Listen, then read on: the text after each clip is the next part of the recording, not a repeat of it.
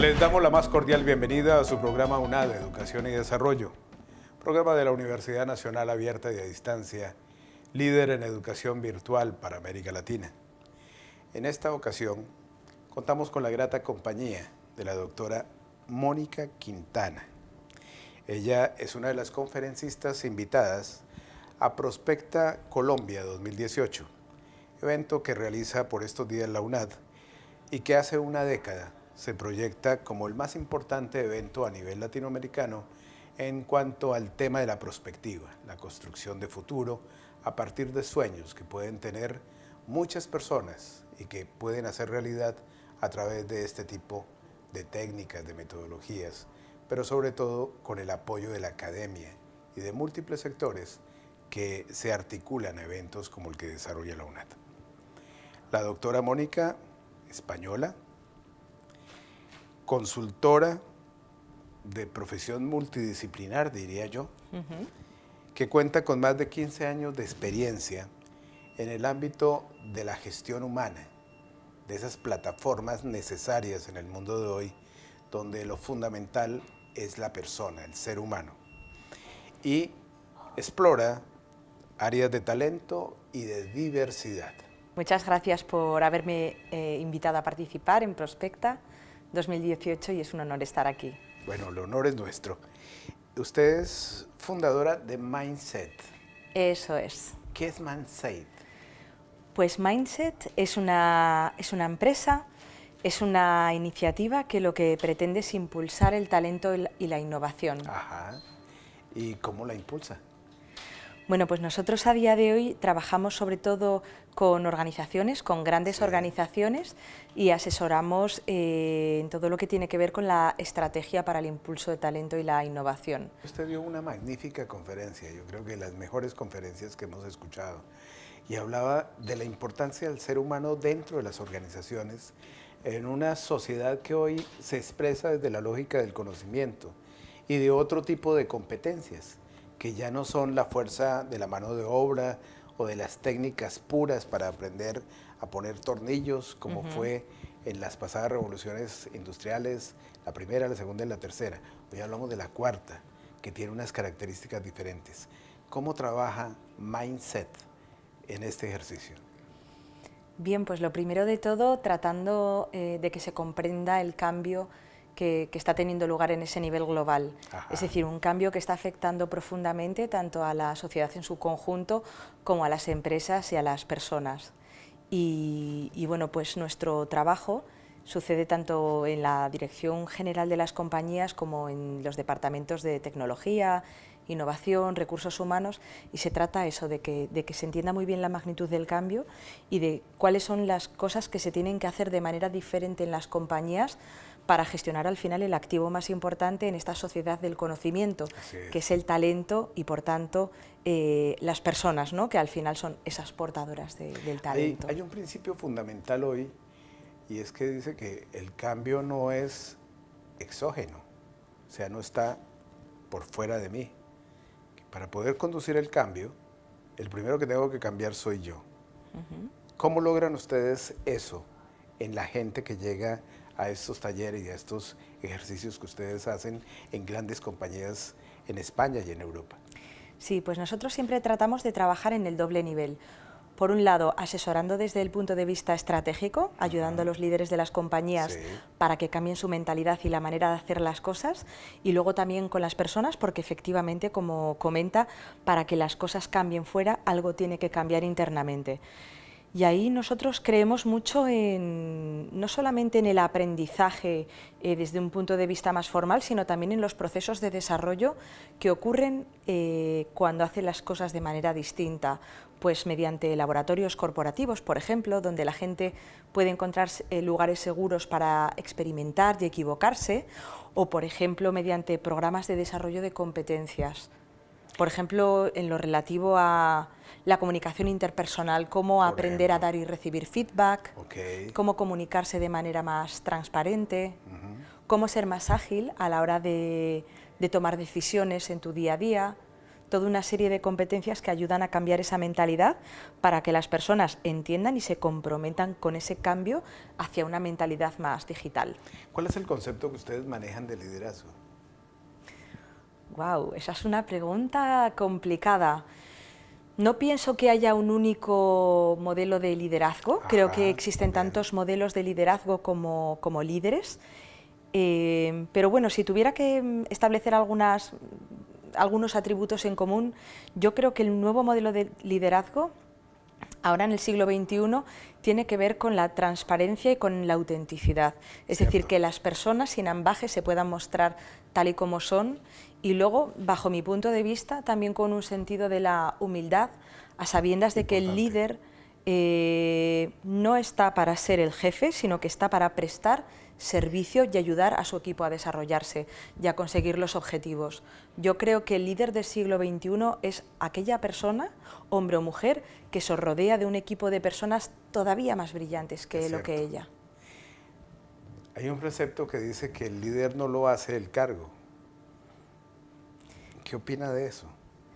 Yo pienso que el liderazgo tiene más que ver con la persona. Correcto. Y con la vivencia y con la autenticidad. Es cierto. Y es crear internamente la propia exigencia de hacer bien las cosas y sobre todo de servir a otros. Efectivamente. Esa condición, usted tiene un laboratorio de innovación que se llama Mind Lab. Sí. ¿Qué ha pasado en ese laboratorio?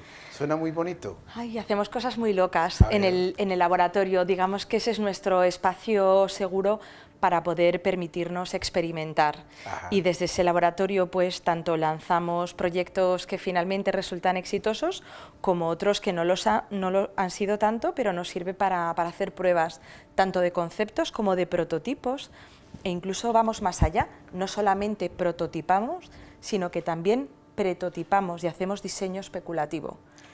Ustedes hacen unos ejercicios de exploración de relaciones entre tecnología, arte y ciencia. ¿Con qué fin lo hacen? ¿Cómo hacen ese tipo de articulaciones para integrar, por ejemplo, la tecnología a la vida común y corriente de las personas? Pues aquí lo que hacemos es siempre tener una visión muy abierta y muy multidisciplinar, y luego también tratamos de incorporar a perfiles que sean multidisciplinares. Pues, por ejemplo, pues alguien que sabe de programación, de bellas artes y de diseño, por ejemplo, con otro tipo de perfiles pues que saben del mundo de las personas o de recursos humanos y de las matemáticas, ¿no? Y entonces, pues imagínese un equipo con perfiles multidisciplinares, personas diversas, y desde el que analizamos cuáles son señales o tendencias de cambio que tenemos en la sociedad, y a partir de ahí pues desarrollamos a veces prototipos u otras veces pretotipos, ya más en el plano especulativo, y desarrollamos pues esas ideas y luego las testamos para ver qué es lo que ocurre con ellas. ¿Alguna experiencia que le haya marcado? Sí, por ejemplo, hace unos años desarrollamos un prototipo en colaboración con un grupo de desarrolladores fantásticos con muchísimo talento, y lo que hicimos fue lanzar una prueba piloto para ver en qué medida podíamos utilizar la tecnología para inferir las emociones de las personas. Digamos que nuestro objetivo primario era saber en qué medida estaba la sociedad madura, tanto desde el punto de vista de la mentalidad como también del uso ético, para utilizar este tipo de tecnologías. Entonces hicimos un desarrollo mediante el que con mapeo facial podíamos medir a tiempo real con un modelo, que es el modelo de Paul Ekman de emociones. Pues tratábamos de inferir cuáles eran las emociones subyacentes a una persona determinada. Y bueno, pues estábamos haciendo este proyecto piloto, justo dio la casualidad que hubo un momento electoral en España, además con algo de lío que nosotros aprovechamos para lanzar y hacer un análisis de las emociones de los políticos y el grado de congruencia entre sus gestos y el discurso. y la verdad que fue increíble porque fue un proyecto con muchísima repercusión. Para nosotros en verdad era un experimento conceptual y bueno, nos dimos cuenta de que había un camino interesante para ese tipo de tecnología y bueno, pues años después, hoy ya tenemos toda una serie de tecnologías de facial mapping. Fascinante. Sí. Fascinante. En el segundo bloque del programa quisiera que nos siguiera contando sobre esa experiencia. Por ahora vamos a ir, queridos televidentes, a unos mensajes institucionales y recuerde que pueden escribirnos a nuestro correo institucional educacion.desarrollo@unad.edu.co o a nuestra cuenta de Twitter @universidadunad. Ya regresamos. Conoce la oferta académica que la Universidad Nacional Abierta y a Distancia tiene para ti. Escuela de Ciencias de la Educación.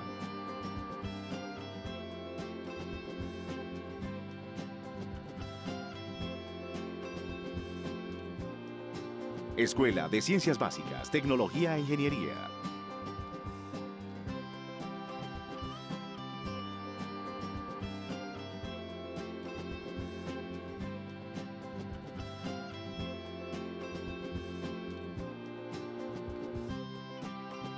Escuela de Ciencias de la Salud. Escuela de Ciencias Sociales, Artes y Humanidades.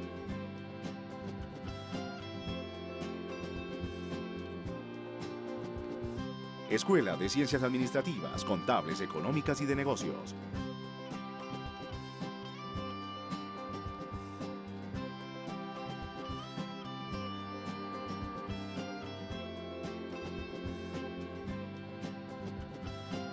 Escuela de Ciencias Agrícolas, Pecuarias y del Medio Ambiente.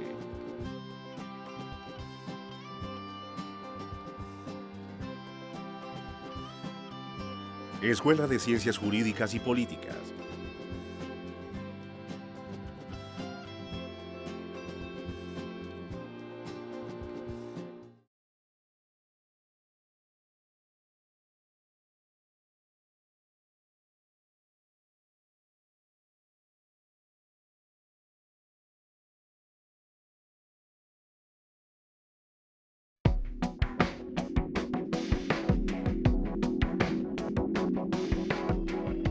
Seguimos con UNAD, Educación y Desarrollo, programa de la Universidad Nacional Abierta y a Distancia.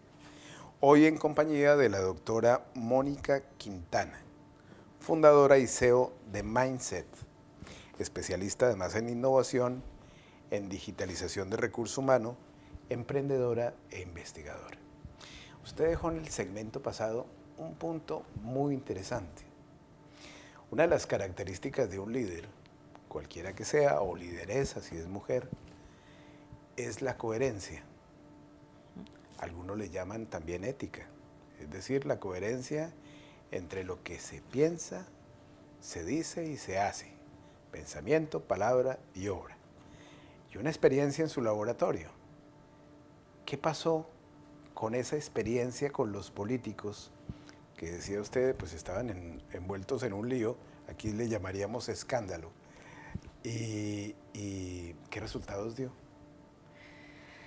Pues fueron unos resultados bastante interesantes porque además de haber visto que en ocasiones no había mucha congruencia entre la emoción y lo que se decía en el nivel del discurso, también vimos que los estilos eran muy diferentes entre los propios políticos. Ajá. Y bueno, pues en este caso una de las cosas que aprendimos es que en España se estaban buscando maneras diferentes de comunicar, como que había una buena recepción por parte del público, porque luego todo esto fue una experiencia también interactiva, que además Total. lanzamos por Twitter, y sí que hubo un momento en el que quedó claro que se buscaban nuevas maneras de comunicar mucho más directas. Era como, vamos, nos dio pistas de lo importante que era volver a la cuestión de la autenticidad. Hay un tema que indudablemente inquieta hoy más que nunca, y son los trabajos para los seres humanos, no solamente de hoy, sino particularmente los del futuro, inclusive los que no han nacido. Sí. ¿Qué han experimentado, qué han trabajado ustedes sobre eso? Pues nosotros aquí hemos estudiado bastante las señales y tendencias de cambio. Ajá. Y bueno, bajo mi punto de vista, la buena noticia es que en el corto plazo va a seguir habiendo trabajo, aunque bueno, con un contenido bastante diferente, porque todo lo que son los distintos trabajos están evolucionando mucho, ¿no?, en cuanto al tipo de tareas que vamos a hacer. Competencias que de se competencias. Sí que ya en un futuro la situación es bastante más incierta, aunque sin duda alguna, dado que la tecnología no es un fin en sí misma, sino que es un medio, y dado que el futuro no está escrito, ese futuro lo vamos a construir los seres humanos. Correcto. En función de lo que decidamos en este momento, ¿no?, donde además yo creo que estamos viviendo un punto de inflexión. Ese punto de inflexión, ¿a quiénes particularmente cobija? ¿A la política, a la economía, a la educación, a todas a la vez? Yo creo que es necesario abrir un gran debate que además recoja los distintos tipos de organizaciones, ¿no?, tanto las pequeñas y las medianas empresas como las grandes corporaciones, las instituciones educativas y por supuesto los gobiernos. Y creo que se trata de abrir el debate para sentarnos a pensar hacia dónde queremos ir.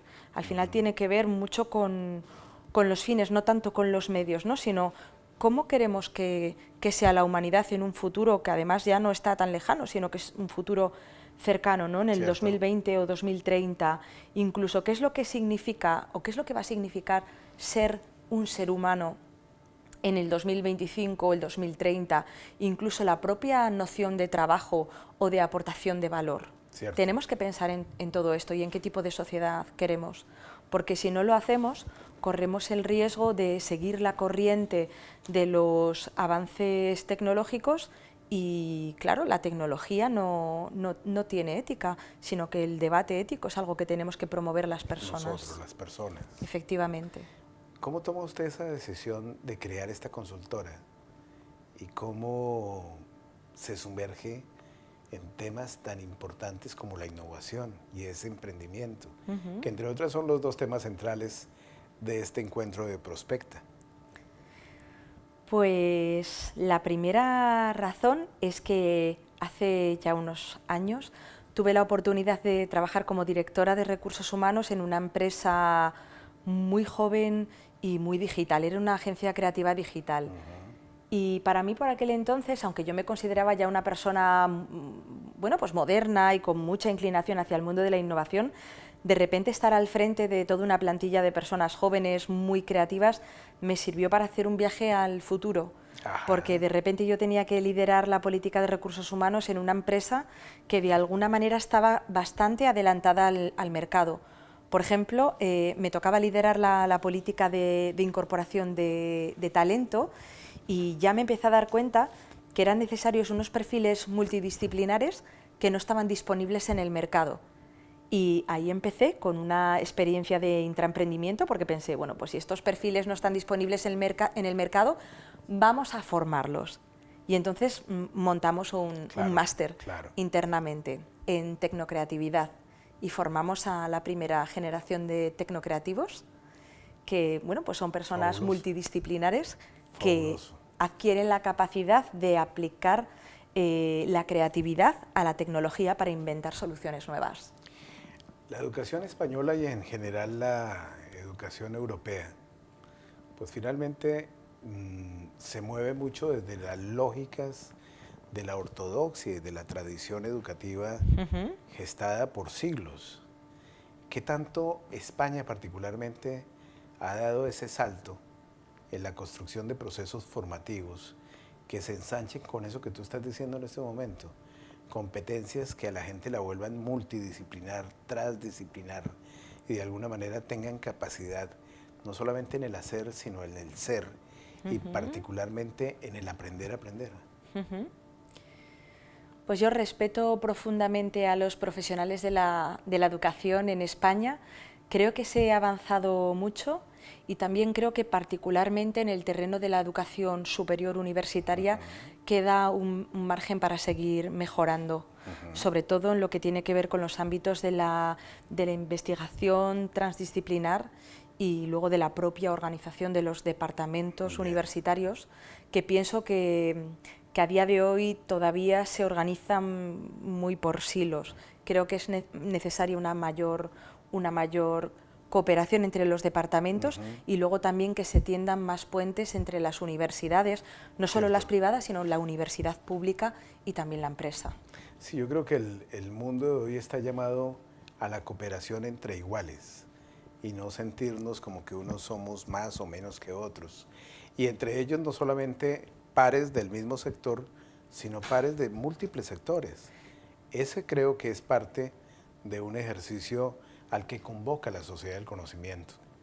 Totalmente de acuerdo en esto, y yo pienso que los retos que tenemos que acometer ya tienen tal complejidad que tenemos que sumar todos esos cerebros, todas esas inteligencias y también todas esas visiones distintas para lograr nuevas soluciones. Muy bien, avanzamos significativamente en la reflexión. Por ahora vamos a ir a unos mensajes institucionales.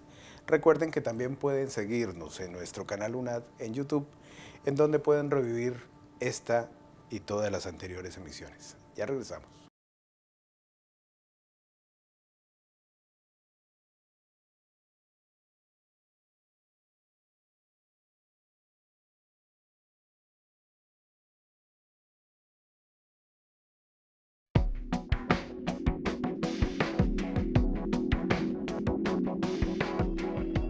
Seguimos con UNAD, Educación y Desarrollo. Hoy en la grata compañía de la doctora Mónica Quintana, fundadora y CEO de Mindset, especialista en innovación, en digitalización del recurso humano, emprendedora e investigadora.